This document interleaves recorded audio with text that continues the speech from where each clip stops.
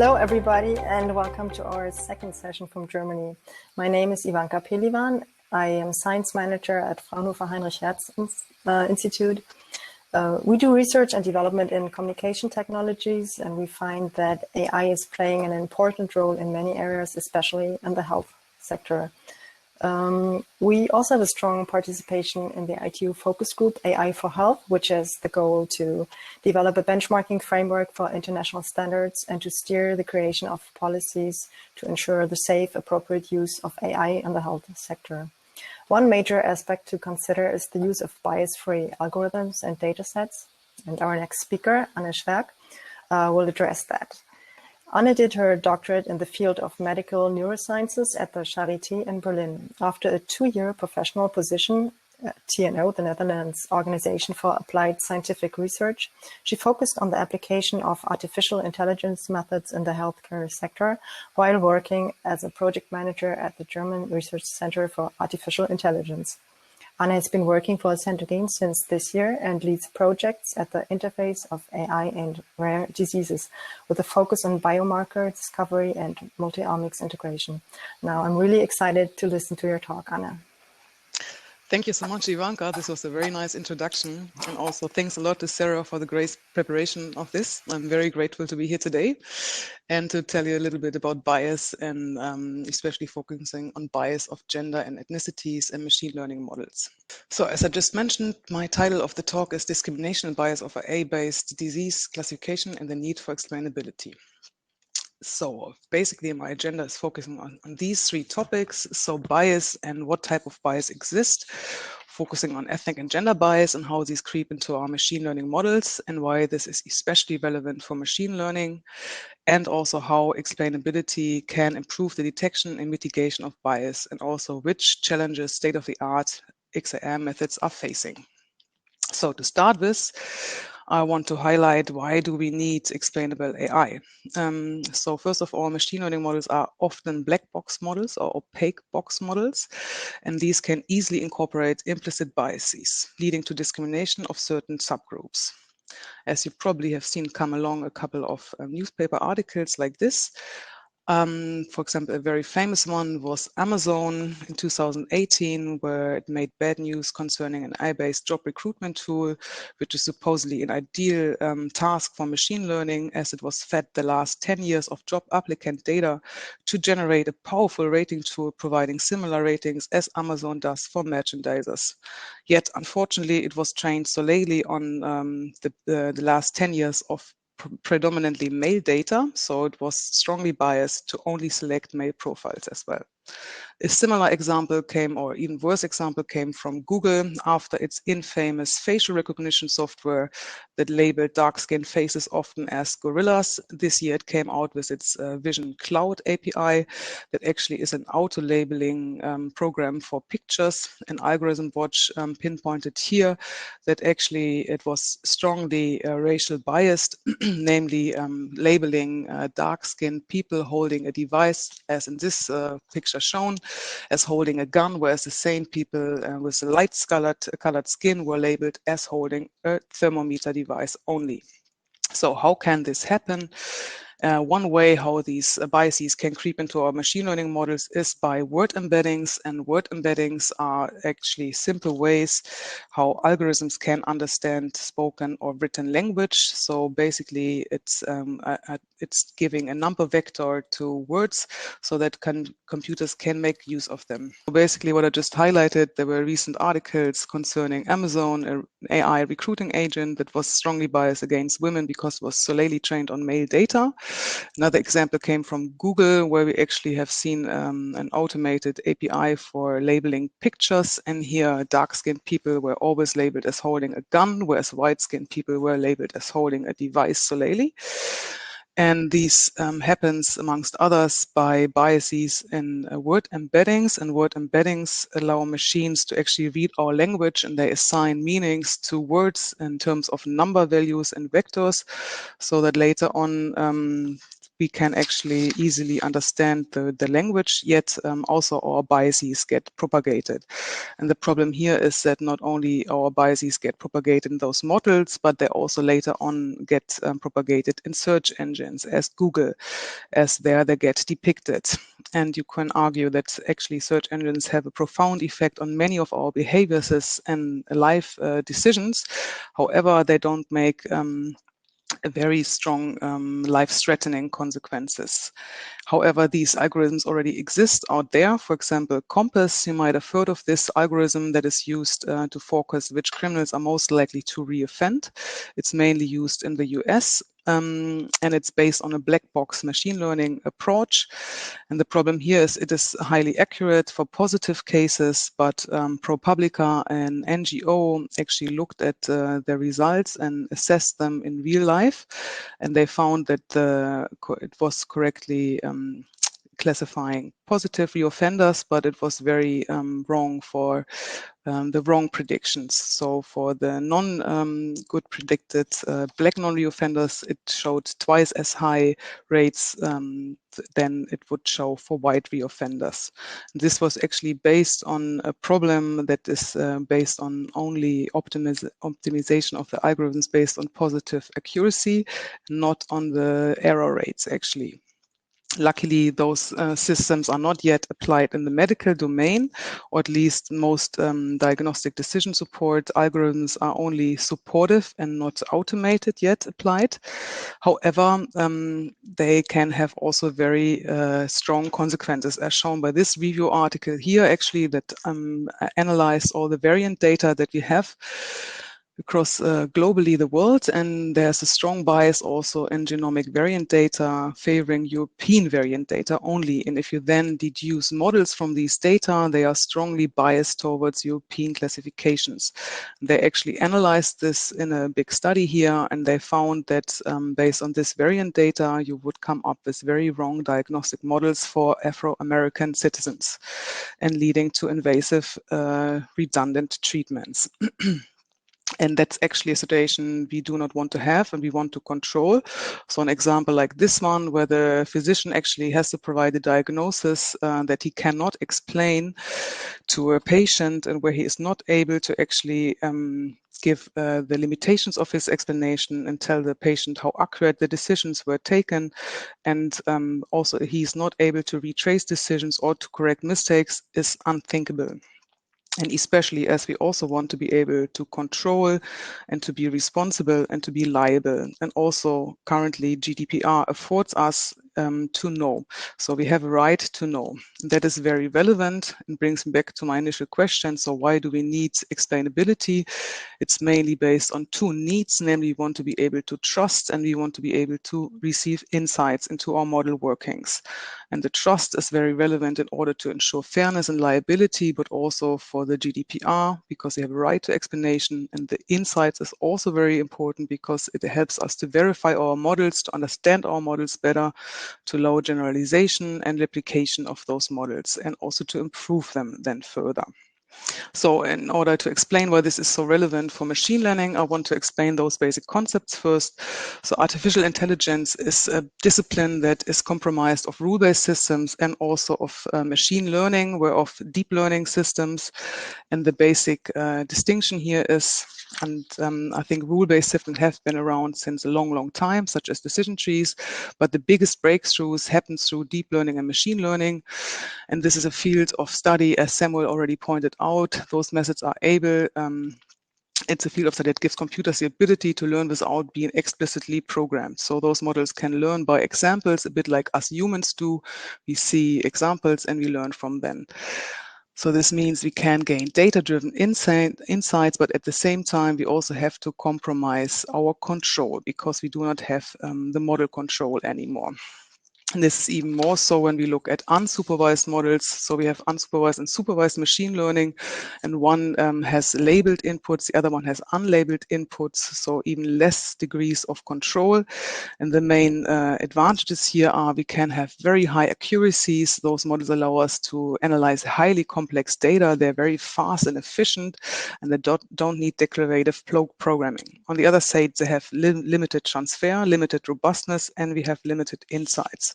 And this goes so far that some people even call this time now the end of theory, because all sciences and all life areas are actually data-driven. And yeah, it's actually changing our previously known hypothesis-driven approach to research with a data-driven approach. And this means beforehand, we were using first a hypothesis, we would design an experiment, we would collect data and analyze the data and then validate our hypothesis, whereas now we integrate big data, we try to mine those data, we look for patterns, we generate a hypothesis, and we validate this a posteriori. So this is really great because we don't have any more subjective ideas about our models. On the other hand, this also leads to a lack of control and robustness because we actually lack theory here. So this is why some people even call this the fourth revolution of science, or a big paradigm shift. And this actually also means that data is very relevant, and it's very important to know what actually good data is, because if you don't have a theory, the data has to be key. And this is a big question. So what means high data quality? There's many aspects to them actually, and one of them, or probably the most important one, is completeness, but also consistency. So that means data has to be comparable, it has to be conform, consistent with reference data, it has to be plausible, it has to be integer, and also has to be timely enough to really represent the study population that is under question here. And that is a big challenge, actually. Just to have representative data alone is highly debatable. That also would mean you need to know your entire study population, and that is often very hard to achieve. And a good example of this is natural adversarial attacks. So here you can see what happens if a machine doesn't have all the available data there to build good models. On the left-hand side, you see this nice badly classified jellyfish that for human is very obviously just two ropes. On the right hand side, you see this nail or mushroom that got classified as a nail. And this is because the models were here mainly trained on color, and here mainly trained on background cues. And so they were lacking relevant feature information to be really optimal, to be defined as optimal models. And the problem is that we can never have all the data in the world available, and definitely also not all the labeled data in the world available. So here, explainable AI is a really relevant discipline, as it enables us to actually look inside the models and understand the flaws of those models, and actually correct them as well. So here we can see two examples of explainability methods being applied. One time to a classification task where we looked to classify a husky versus a wolf, which is not that easy. And by looking at the explanations, the model actually found out that it was solely based on snow features in the pictures, which is not a relevant feature in this case, because in reality, we might have a wolf and a husky to be differentiated without the presence or absence of snow. And then that is hard to be achieved. And here on the left-hand side, we see a congestive heart failure patient. And here the model was also, or mainly trained also on a pacemaker, which should also not have been included in the models. So in this experiment, the predictions were actually correct, but based on wrong reasons, which shows also here a lack of proper training data. But with explainable AI, you can improve that much faster, and you gain the necessary control, and you can also improve those models very fast. Yeah, unfortunately, machines are not the only ones who are biased. Also, our human counterparts are strongly biased, actually, so biased that there's even whole books written on it, including the international bestseller Thinking Fast and Slow from Daniel Kahneman. which looked actually at two systems, and one automated, one not so automated one that should be trained in order to improve the automated system that often leads to biases. And actually GPs show strong biases, and as those biases are not at all correlated with intelligence, we really need control checks. And one of those control checks was implemented by the British Medical Journal, who since a few years always includes patients not only as reviewers but also as authors in their articles in order to prevent those flaws from happening. Also, a recent meta-analysis looked at all these biases from doctors actually, and the most prominent ones here were anchoring, which actually means prematurely settling on a single diagnosis based on a few important features only, and also the availability bias, which is actually the tendency to judge the likelihood of a disease by the ease of which relevant examples come to mind. And these are mostly based on recency or frequency and extreme cases. Similarly, also confirmation bias was very famous here. And that's quite a standard actually in science, because almost no scientist likes to disapprove their theories. They only like to approve their theories. And that is, in general, these biases will lead to rare diseases being underdiagnosed and common diseases being overdiagnosed. So, for example, currently what we see, often when somebody is sneezing or coughing, we immediately think of COVID. That's such an availability bias. And yeah, the problem is really for rare diseases, because normal GPs often never ever see a rare disease patient in their life. So when it happens, they will not recognize them. And that means most rare disease patients have to wait on average 8 years until they receive a diagnosis. And yeah, this is even worse. So if you look at females within rare diseases, so they have even more longer waiting times until they get diagnosed. And I looked into this for Fabry disease patients, and I found in the literature that Fabry disease patients, females, have a 6-year longer or 5-year longer delay than actually their counterpart males. And this is quite dramatic, because it also means that treatments can only start much later. And yeah, that is a pivotal fact. So in that sense, I wanted to understand this further. Why do Fabry patients get such a diagnostic delay? And I looked at our own data, and I was shocked. Actually, thanks to Ju, who's our AI expert that helped me to look at these data here within our CENTOGENE repository. And actually, we found that females even have a diagnostic delay of almost 15 years here, and a super distinctive phenotype as well. And that is also the main reason why the diagnostic delay is so much longer. And it's actually a common fact. So when I looked at the literature, I also found that women commonly are known to experience completely different symptoms. So often they have a sort of hearing problems, which males do not at all experience, whereas males have often dotted skin spots and reduced sweating, which females do not experience that often. This is really an issue in the rare disease field, because we have very few patients, we have a large heterogeneity, and we have very small power to actually detect effects. And here AI can really be a big help, as we can fine-tune those models and really look at individual differences, and also use high-dimensional data to really characterize those patients individually. And I really liked this recent article from Cirillo, which showed that AI has here actually two powers. It is basically seen as a double-edged sword for bias mitigation. So on one hand, AI can magnify disparities by extrapolating bias in data, by, for example, scraping text and enhancing existing text bias. On the other hand, AI can also control for bias by developing bias-aware models and harnessing its powers and directing medicine towards precision medicine. So by actually looking at multi-omics data that GPs cannot interpret, or actually at looking at very individual differences and looking at perinatal factors and really factors that are very highly complex, and then also help us to understand mechanisms of actions better. Yet this also means we have to redefine many concepts that are otherwise implicitly addressed, and also constantly rate those and weight those. So, like, for example, one example here is in the field of autonomous driving, we have to make the decision now, do we rather want to kill a grandma or two children? This is ethical decisions that normally we did not have to face, and nowadays we have to really think about these. So AI gives us a new chance to actually define those values, but it should be a societal effort. Yeah, before I want to get to my conclusion, I also want to show you a little bit what does XAI actually mean? How do we define it? So that is not even that easy. There's many pillars to this term actually, and many actually only refer to explainability, which is at the bottom lower part of this pyramid, and it would only refer to a sort of algorithmic or model understanding, whereas interpretability is really a human level understanding. And causability is sometimes ingrained in those models because it means we have some ideas of causal relationships, but causality is only achieved by proper experiments. And interpretability has different shades again. So we have post hoc and ante hoc and global versus local. This I want to explain a little bit in the next slides.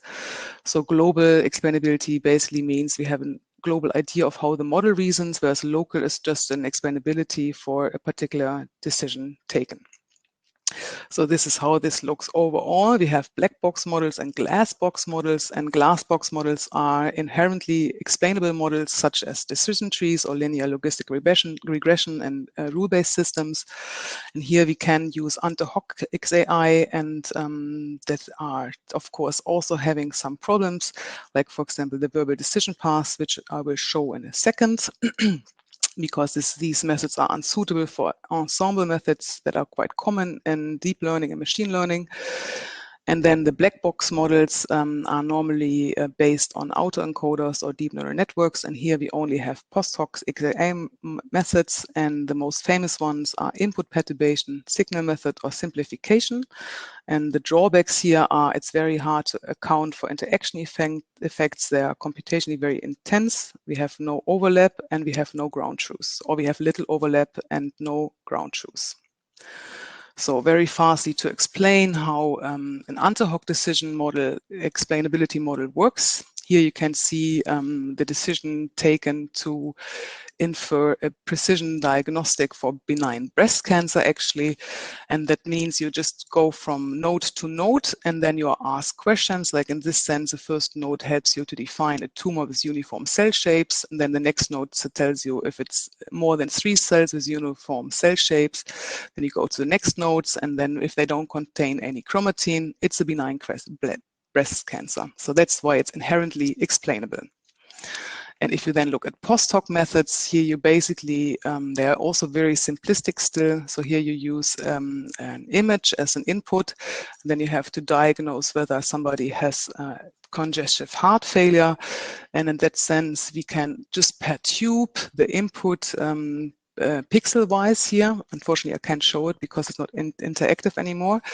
So every pixel gets occluded in this sense, and then we look at the probabilities of the output. And if we take one pixel out, what happens to the exact output later on? And then we can actually infer the relevance of every pixel input to its output. I know I have to almost conclude because we have only 3 minutes left.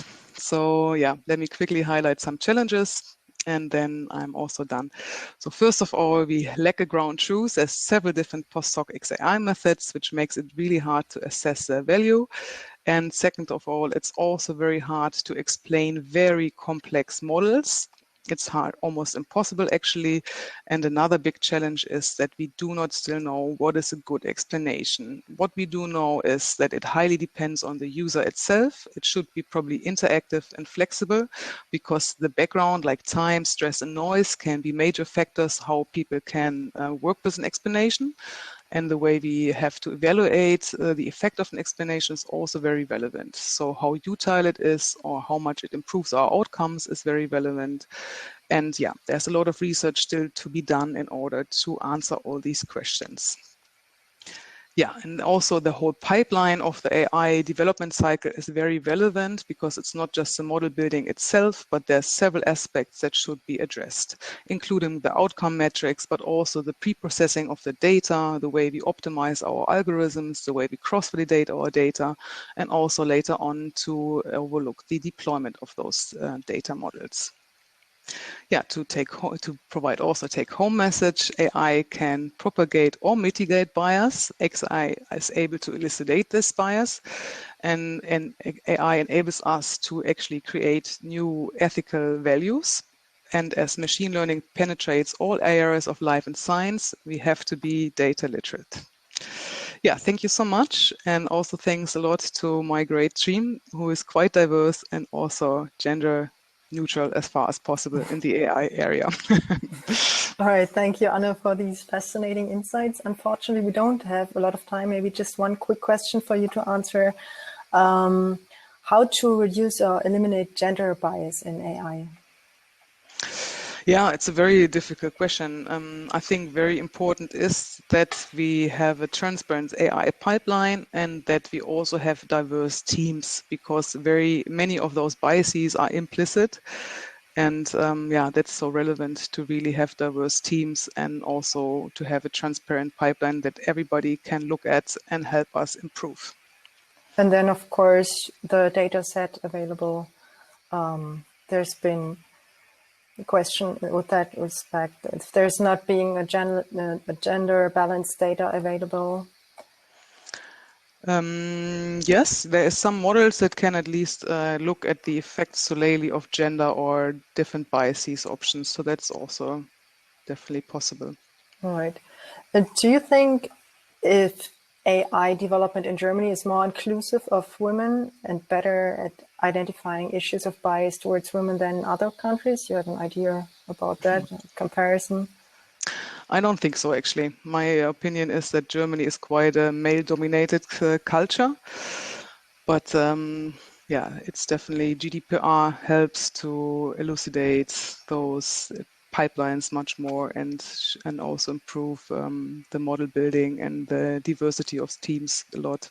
And I also have seen that Google changed a lot of their policies, and I think the last years gave room to most of these new guidelines also. All right, then thank you again, Anna, for this really fascinating talk. And thank you also, everybody, for staying with us and listening. And again, I want to thank Women in AI for organizing this great event. And I hope you all enjoy the upcoming sessions. There's a couple more. I think they run pretty late into our night. So yeah, enjoy. Thanks, Ivanka. All right, bye. Bye.